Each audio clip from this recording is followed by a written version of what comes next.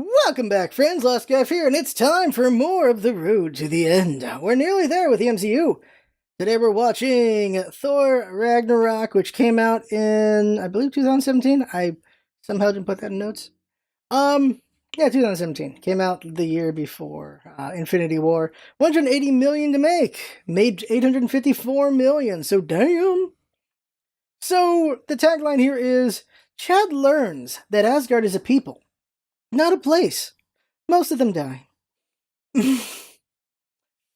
Woof. It's a really, really, really good, entertaining movie. It's a very fun movie. It's not the most meaningful movie, unless you're a big fan of Thor, but it's very fun, extremely fun. Like, it's Guardians of the Galaxy without Guardians of the Galaxy. It's not completely Guardians. It's its own kind of Guardians. Basically, just makes space fun. That's what it really is. This movie. It means it just makes space fun. Guardians made space fun, and so that's pretty cool. The Stanley cameo, I remember this one, so that's good. I remember that. This is a really good turning point for Thor. Like, the first two were, they were alright, and then this one's just amazing. Because, because in this one, Chris Hemsworth finally finds his Thor, in that he just plays himself. So, that's the thing, because Chris Hemsworth is a very naturally funny guy. If you've seen him on other things, he's very funny. If you saw Ghostbusters, he was the best part of it. He is just funny. He's just really good at it. So, yeah, Thor getting to be what he wants to be is actually very entertaining. Him and Loki are good. I think the favorite scene for everyone is the snake scene. How can it not be? Or the fight at the end, like with the what's the immigrant song. That's pretty good. There's just fun stuff. Or Hulk doing the same joke, which Jinx reminded me. I cannot believe. Oh my god, so many years I forgot that was in that movie. This is just a fun movie. Jeff Goldblum's ridiculous. If I did not mention it, I think I did in the last video. Jeff Goldblum made a cameo in the end credits of Guardians of the Galaxy 2. So that was a weird. It's a cameo Easter egg. Weird one there. Oh, one more Easter egg is the Korg in this movie is the Korg from Thor 2. It's just that the director decided to make him this. Like, he just he wanted to use Korg, and that's how he used Korg. Korg is from the comics, of course. And Korg, I like Korg. I like Korg from the comics. So it's cool to see him again here. And it's also very interesting how they do World, what was it called? No, it's not World War Hulk. It's before World War. Planet Hulk. They do Planet Hulk here. It's very interesting. And just shows that Hulk's a really good character in other movies. He's great for that, and I hope to see that more in other movies. Just more Thor and Hulk would be great too. I have no problem with that whatsoever. Yeah, no, that's it. It's a fun movie. There's things to complain about after the movie, certain deaths and not deaths. But yeah, I like it. Hella hot. And let's get to the movie. See what everyone thinks before and after. Comments. That's down there. Also my pants. Movie done. Okay, so it's a good movie. We all know it. We all know it's a good movie. Anyone who doesn't like this movie, you're wrong. And you know you are. The 80s, the 80s-ness, the 80s synth, the just, oh my god, it's so 80s. It just makes me want to play Blood Dragon. It is so 80s. Just wow. That's all I got. It's just got that whole color to it. The alternate tagline is, Chad learns he doesn't need his feather to fly. And to add on to that, for Infinity War, Chad learns he does need his feather to fly. Oh my god. So this movie's just really entertaining. It's very entertaining. We said a lot of this already before. Enjoyed a lot. I like having Hulk there. I really wish the Hulk part didn't get spoiled for a lot of people, because that's such a great surprise. The reaction he has when he sees him there is just like, oh my god, he's like, yes! And the crowd's like, what? Why is he so happy to see the champion? Like, he's a friend from work. And just the Grandmaster's like, what? And just Loki's like, I gotta get out of here. I gotta get out of here. It's so good. And I just love the callback of Thor getting just thrown around just like Loki did. And Loki's like, that's how it feels. That's how it feels. It's so good. The snake story is probably my favorite part of the movie. He's like, he turned himself into a snake, and he knows I love snakes. And I picked up the snake, and then he turned back and stabbed me. It's like, what the hell? And it turns out what happened is those were all ad libbed. Like they just made up a bunch of stories, and they went with the one that made I forgot the name of Loki right now. Tom Hiddleston. That made Tom Hiddleston just laugh the most. They kept that one. They went with that one. It's just pretty funny. Taika Waititi is ridiculous with Korg and just his humor and everything. I feel like his humor only ruins like one scene, and I already forgot which scene that is. But he's just really funny how he does his things, and then as Korg, he's just ridiculous. I really like Korg, and he's just fun. Korg. So the interesting thing I gotta mention is we're gonna dig into the comics in a minute because I gotta mention this. Because I said already a lot of stuff before the movie. This movie is Ragnarok and World War Hulk at the same time. So Ragnarok and not World War Hulk, Ragnarok and Planet Hulk both happen during before Civil War and during Civil War. Ragnarok happens before Civil War. That's why Thor's not at Civil War. And it's just Captain America and Iron Man help Thor deal with some situations, and then they leave before Ragnarok happens. And then Ragnarok happens, Loki's dead, and Thor is dead. Hulk, on the other hand, got launched into space by the Illuminati in the comics, which is Iron Man, Mr. Fantastic, Xavier, other people, Iron Man, Namor, and Black Panther. But I think Black Panther quit before that part happened. Oh yeah, Black Panther's not a member when they do that. And Thunderbolt. I think his name's Thunderbolt. They launch Hulk into space because they don't want to deal with him anymore. And that's why Hulk's not at the Civil War. And then Planet Hulk happens, which is on Sakaar. And in that one, he's a gladiator who dethrones a king. And then stuff happens and he eventually comes back to Earth as World War Hulk. So you have Thor's story and Hulk's story happen at the same time.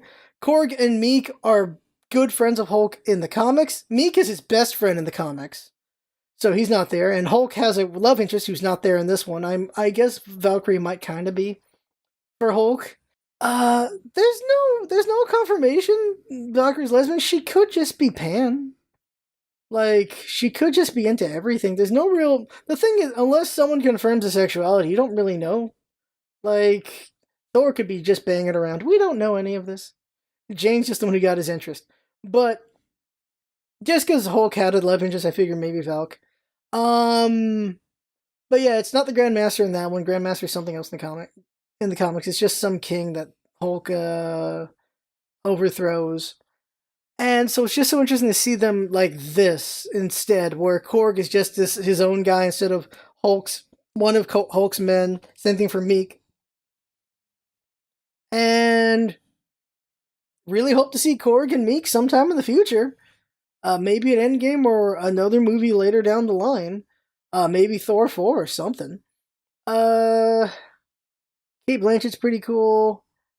I wonder if she's actually dead or not, because she does, was that her just dying when she just poops, or is she getting out of there when she poops? When, I can't remember the name of the lava guy, or the fire guy, when he just stabs Asgard and blows it the hell up. Maybe it's Surtur. Surtur, his name's Surtur. When he does that, which that's not even in the comics. It's just straight up Loki causing some BS in the comics. But yeah, that's why they're not at Civil War. Because, they would kill people if they were in Civil War. So yeah, the comics, the movies take some things from the comics, but they don't fully do what the comics did. Because, of course, Civil War is not the same thing in the comics and the movies. Which it's a good thing. I'm really curious to see. Also, Infinity War is so very different in a lot of ways, and similar in other ones, because Adam from Guardians of the Galaxy 2 is very important in Infinity War, and he ain't gonna be in it at all. He's gonna be like something in Guardians. So that's so weird. It's very weird. But I am interested to see where they go. Like, they're kind of just taking ideas from the comics, but also they have to make up their own ideas pretty soon, because there's only so many more they could go, especially with their roster getting limited because, of course, Chris Evans is out and stuff like that, and Captain America is kind of still important in the comics. But with the X-Men coming, we might see X-Men stories be the next phase. Who knows? But when it comes to Phase 3, this is one of the better movies, although Phase 3 is pretty strong for the most part. Thor 3 is just really good, and I'm actually stalling because I can't figure out where Thor 3 ranks up right now. Also, the Stanley cameos is a pretty funny one. Where does it rank up? Oh, real quick, more background on this because we're not going to be able to talk about this after this movie is there is the Guardians of the Galaxy ride at Disneyland, and it's the collector's place, but there are paintings there that have the Grand Master there because the Grand Master is brothers with the collector. So there's one where they're playing board games and the Grand Master just flips the board game because he lost. Let's see here. I want to mention just the friends getting killed. Sif wasn't there because she just couldn't. Scheduling conflicts was the problem. Just couldn't be there for it. But the other guys, like Shazam, is one of the guys who got killed, and then just the large friend, tall Gimli, basically. And then the Asian guy, who's very Asian, gets killed. I just feel like once everyone was dead, he's just like, okay, you win. Fuck. Okay, alright. And then Scourge is an interesting character. Like, he's just a guy he just waffles the whole time. He just really doesn't really know what to do, and then he finally knows what to do and then dies for it, which is unfortunate for him. But, yeah. Fun movie. Very fun movie. And it's just so unfortunate how Thor's like, I think things are going to go well from now on. And then Infinity War happens. And he's very wrong. Oh, jeez. So, rankings. It's a good movie. It's a good movie. It's a fun movie. It's a pretty well-made movie. There's a couple parts here and there I don't really care for. But for the most part, I really like the movie. Another favorite scene is the Willy Wonka scene, basically. That is so good. Prepare yourself. Prepare yourself. And he's just screaming, and it's so good. There's a lot of this movie that's good. There's just a lot of good scenes. So, where do I rank this? Avengers isn't getting dethroned until Infinity War.